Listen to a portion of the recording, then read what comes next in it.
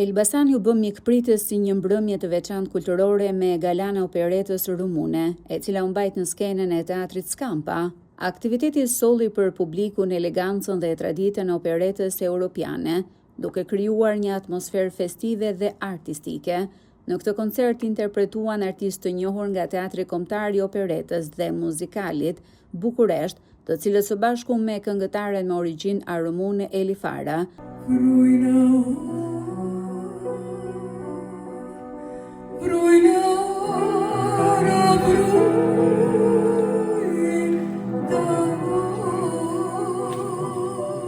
Prezantuan arje, duete dhe pjesë të njohura nga repertori klasik i operetës.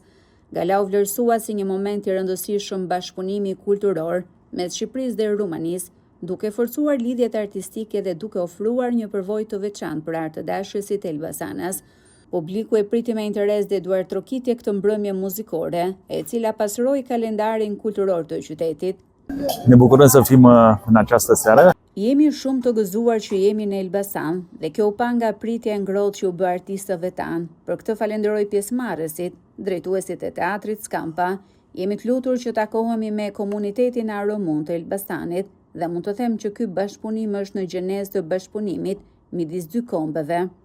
Grup i artistash nga teatri i Shqori Bukureshtit me gjininë e operetës na solli dhe këtu në atmosferën e një Elbasani ku s'ka munguar opereta që nga vitet 50 kur kompozitori Baki Kongoli shkryti operetën e njohur Vajza e Portokalleve.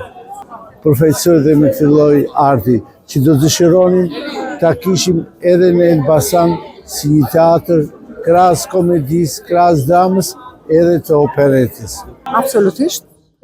U surprizova dhe u kënaqa që isha pjesë e kësaj gjëje, e këtij eventi, fal edhe presidentit të fondacionit Nikola Jorga.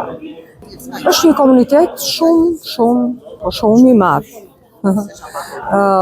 Dhe sigurisht që kontribon në të gjitha fushat, biznes, art, çdo gjë. Jemi shumë komod në çdo gjë që bëjmë, sepse jemi të zot shumë.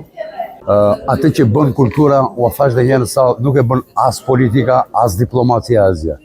Vetëm bashkimet e popujve. Popujt të jetojnë të lirë, të këndojnë, të kërcejnë, të vallëzojnë dhe të dashurojnë njëri tjetrin.